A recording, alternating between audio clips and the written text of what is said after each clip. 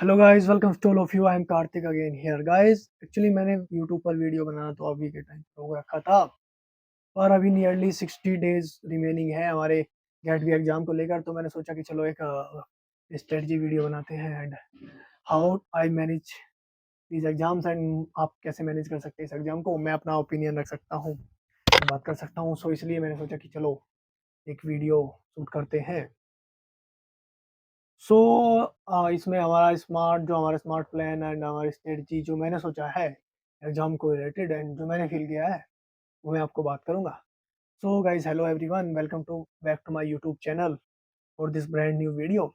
If you are preparing for get b 2026 and almost 2 months left, don't be panic, be happy, and it will I'll give you 60 days strategy plan. What and how to study, what part you have to skip, and how to revise, how to practice PYQ, how to maximize your score.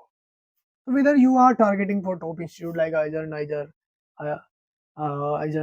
JNU, and even to IIT, I think IIT Indore and IIT Roorkee both are involved in this exam, and this strategy will help you structure your preparation smartly. I think so. Watch this video till the end. This can seriously change your preparation structure, I can think, and a direction of your preparation. So guys, actually first of all we have to know the exam pattern and how we deal with paper. Like if we know कि हमारे paper में क्या आता है क्या नहीं आता है, किस टाइप के क्वेश्चंस आते हैं एंड कितने पार्ट होते हैं, तो हम एग्जाम की आत्मा तक नहीं पहुंच पा रहे हैं। तो सब फर्स्ट ऑफ ऑल हमें जानना है इसके 2 पार्ट होते हैं, in part A and part B. Part A में हमारा कंपल्सरी 60 क्वेश्चंस आते हैं और जो कि 60 के 60 कंपलसरी होते हैं।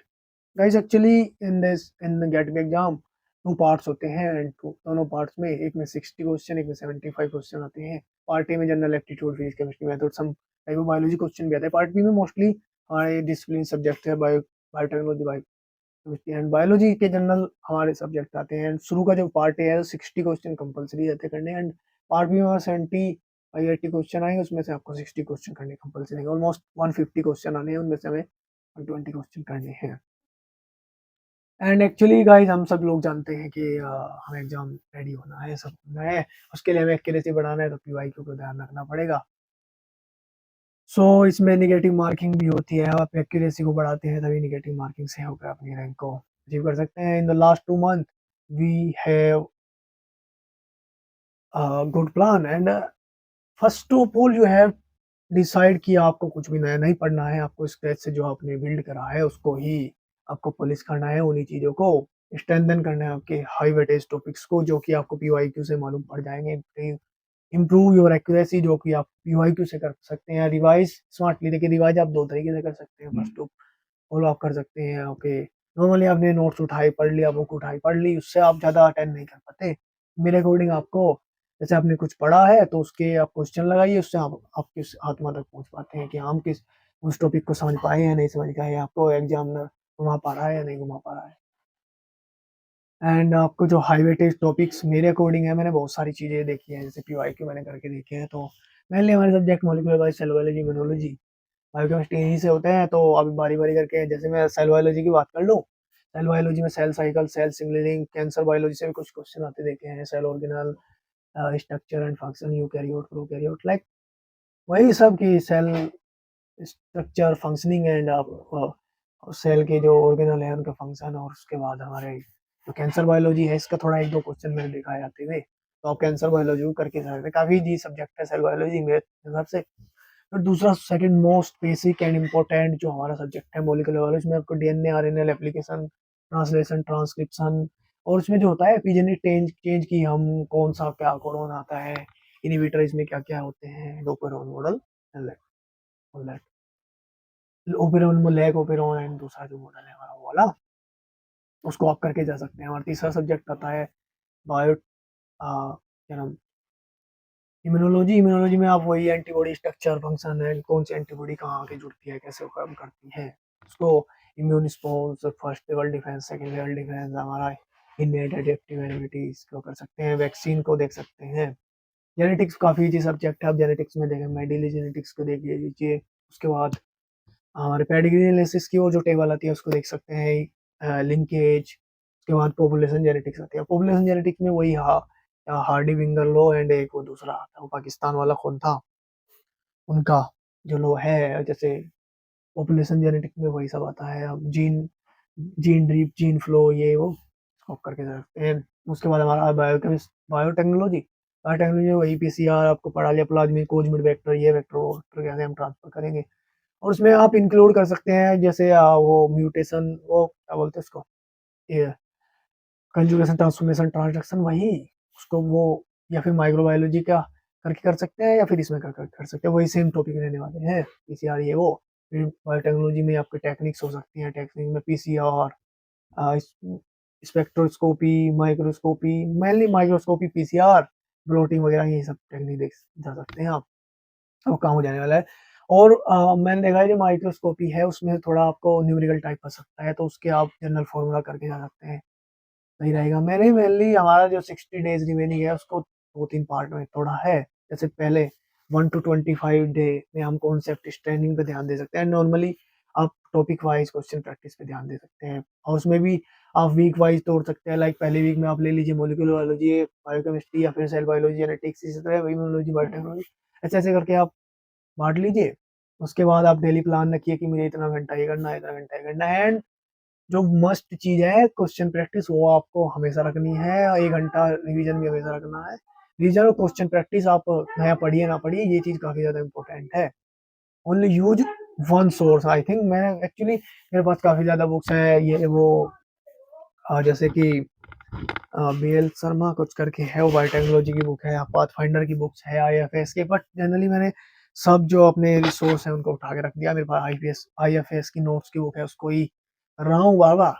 वो ज़्यादा मुझे लगती है बेनिफिशियली, क्योंकि आप उन सब बुक्स को, लेरिंजर, ये वाटसन वगैरह की बुक ले आए, आप कॉन्सेप्ट बिल्डिंग तो कर लेंगे, आप डिटेल में पढ़ लेंगे, बट आप एग्जाम रेडी नहीं हो सकते, क्योंकि वो काफ़ी ज़्यादा टाइम तो वही खा जाएगी, फिर कैसे हो जाएगा। एक सोर्स हो, आप कलेक्ट करिए पीडीएफ वगैरह, वो जो भी है। आप जैसे लेनिंजर, कार्प की सेल बायोलॉजी की बुक आ रही है, लेनिंजर की बायोकेमिस्ट्री, वाटसन, मोल, हम इनको पढ़ने लग जाए, हमें साल साल भर इनको पढ़ने में लग जाएगा। अब उतना डीप पढ़ के हमें कोई पीएचडी थोड़ी करनी है अभी। अभी तो हमें एग्जाम रेडी होना है। सो फेज 1 में हमारा हुआ कि हमने कैसे कॉन्सेप्ट स्टैंडिंग में ध्यान दिया। फेज 2 में हम 26 to 25 डेज का जो पीरियड होता है उसको पीवाईक्यू मॉक के लिए मेनली फोकस कर सकते हैं। वही टॉपिक वाइज मॉक लगाइए, फिर फुल लेंथ मॉक वीकली।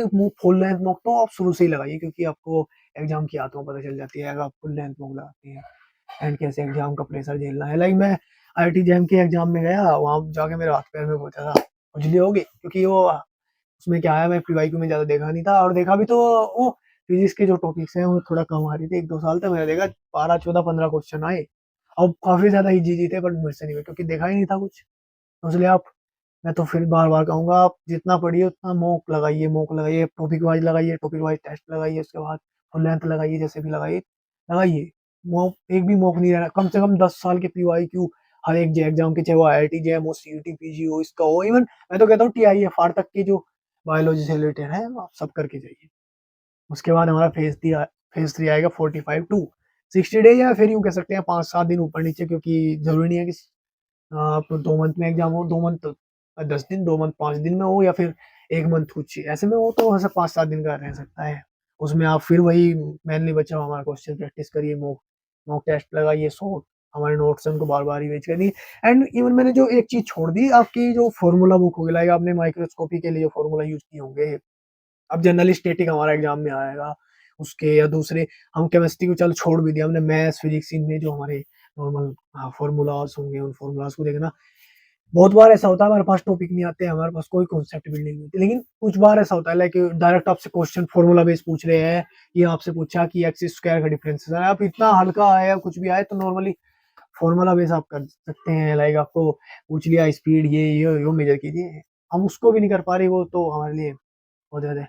और जैसा आप क्वेश्चन प्रैक्टिस पे ज़्यादा ध्यान देंगे, तो आपकी स्पीड, एक्यूरेसी, कॉन्फिडेंस, हर चीज़ बढ़ने वाला है। और मोस्ट, और आपके 10 से 18 नंबर बढ़ गए, तो आप काफ़ी ज़्यादा ऊंची रैंक हासिल कर सकते हैं। फिर आपके पास बहुत ज़्यादा अपॉर्चुनिटी हो सकती है अच्छे इंस्टीट्यूट गेट करने की।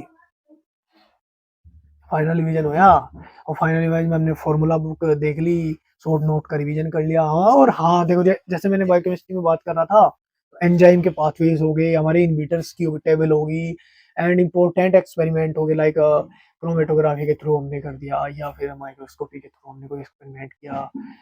मतलब जो इम्पोर्टेंट एक्सपेरिमेंट है फॉर दिस लाइक इसके लिए। और जैसे डीएनए हार्सली चेज करके इन्होंने, किसी ने प्रोटीन आइसोलेट किया, किसी ने कुछ करा, कैसे डीएनए क्या करा, उसका भी थोड़ा पढ़ के जा सकते हैं। 4 से 5 कम से कम आप फुल लेंथ मॉक टेस्ट दीजिए। मैं तो कहता हूँ 15 से 20 दीजिए। मैं तो कहता हूँ 2 दिन में 3 दिन में एक फुल लेंथ मॉक दीजिए। अगर आपकी प्रिपरेशन नहीं हुई तो एटलीस्ट इन अ वीक आप फुल लेंथ मॉक दीजिए। और मॉक देने का ऐसा नहीं कि मॉक दे दिया, ठीक है आपने मॉक दिया, आपको अपना रिजल्ट पता चला, अपनी छोटी छोटे एरर को एक कह सकते हैं बुक में बनाइए और उसको जर्नल कीजिए। आप जर्नल करते हैं, उसको पढ़ते हैं, आप एरर एरर को फाइंड करते हैं, तो आप जान पाते हैं एग्जामिनर आपको कैसे कैसे फंसा पा रहा है, उस चीज़ को आप कम कर सकते हैं। और सबसे बढ़िया वो स्टडी कर रहे हैं, आपके विजन, आपकी लाइट वगैरह सही रहे रूम में, स्ट्रेस कम हो, स्लीप प्रॉपर्ली हो, क्योंकि विदाउट स्लीप आपको काफ़ी ज़्यादा टायर्डनेस रहेगी। एंड लाइक जब मैं पढ़ के उठता हूँ तो मैं चूस जाता हूँ बिल्कुल, 4-5 घंटे में ऐसा लगता है कि नहीं अब नींद आएगा भाई। अब कोई बंदा 10-10 15-15 घंटे बैठा है, सबकी अपनी अपनी कैपेबिलिटी है, but if you sleep properly and if you make some like meditation, ये वो चीज़ तो काफ़ी ज़्यादा हेल्प करती है आपको इस टाइम पे स्टडी में। और अभी कुछ आप कर भी नहीं सकते, आपके पास 2 महीने बचे हैं, वही revision question practice, revision question practice, इसी में अपना टाइम निकालिए। और कुछ कॉमन मिस्टेक्स है जो हर कोई इस टाइम पे करेगा, लाइक हर कोई तो नहीं, बट जो वीडियो नहीं देखेगा, लाइक एंड दूसरी चीज़ें वो उसको ज़्यादा पता नहीं रहेगा, नया है तो देखेगा। अब आपने इस टाइम पे अगर नई बुक पढ़ना स्टार्ट किया तो क्या वो आपके लिए बेनिफिशियल रहेगी? बिल्कुल नहीं रहने वाली। आप नए टॉपिक्स को, नई स्ट्रेटजी वीडियो को कुछ भी देखते रहेंगे, क्या हेल्पफुल रहेगा? नहीं रहने वाला। आप इग्नोर करेंगे पीवाईक्यू, आपका एग्जाम होगा? बिल्कुल नहीं होने का। स्टडी करेंगे 12-12 घंटे बट रिवीजन नहीं करने के, तो एग्जाम नहीं होगा। And if you are comparing yourself to other, तो भी आपको क्या ही होने वाला है? आप अलग हैं, दूसरा अलग है, आपकी प्रिपरेशन, आपके मेथड, आपका तरीका, आपकी मेहनत, हर चीज अलग है, दूसरे की अलग है। आप उस चीज पे ध्यान दीजिए। And if you follow this 2 month strategy sincerely, you can definitely crack your exam and secure admission in top institute, like जो आप जानते ही हैं। तो how many hours you study daily, ये हर किसी के दिमाग में रहता है। जैसे मैंने आपको बताया कि मैं तो भाई 5 घंटे भी पढ़ लूँ तो मेरा ऐसा हो जाता है, किसी ने मार पीट के बिठा दिया। तो सभी का अपना अपना है। मैं पढ़ के मुझे तो बस चाहिए 4-5-6 घंटा पढ़ लिया, उससे ज़्यादा मेरे से होता भी नहीं, इतना बड़ा पढ़ाकू मैं भी नहीं हूँ। पर ये है कि आपको जितना आप कंफर्टेबल हो, आप बहुत बंदे होते हैं सुबह उठ के कंफर्टेबल होते हैं पढ़ने में, बहुत बंदे शाम को होते हैं। ऐसा ब्रह्म ब्रह्म कुछ नहीं होता, जिस टाइम जिसको जो अच्छा लगे करिए। आपका आउटपुट क्या आ रहा है पढ़ने के बाद, बहुत ज़्यादा ज़रूरी है। So if you found this helpful, if you found this video helpful, so you should definitely like this video, share this video to your friends like who are preparing for this exam right now, and जो अगले साल भी करने वाला है उसके लिए भी एक काफ़ी ज़्यादा हेल्प रहने वाली है। पहले से ही अपना बन के चलेगा कि हाँ चलो कर देंगे गेट की प्रिपरेशन, हाउ टू कर सकते हैं। मेरा कंटेंट अच्छा लगा तो चैनल को सब्सक्राइब कीजिए। If you found it helpful तो सब्सक्राइब कीजिए। All the best you guys, and फिर मिलते हैं आफ्टर गेट बी एग्जाम के बाद कि हमारा एग्जाम कैसा रहा एंड किस तरह से हमने चीज़ों को अटेंड किया। फिर से हम आपको बताएंगे कि हाँ कैसे कैसे क्या क्या चीज़ें हुई। Till then take care, bye bye, see you.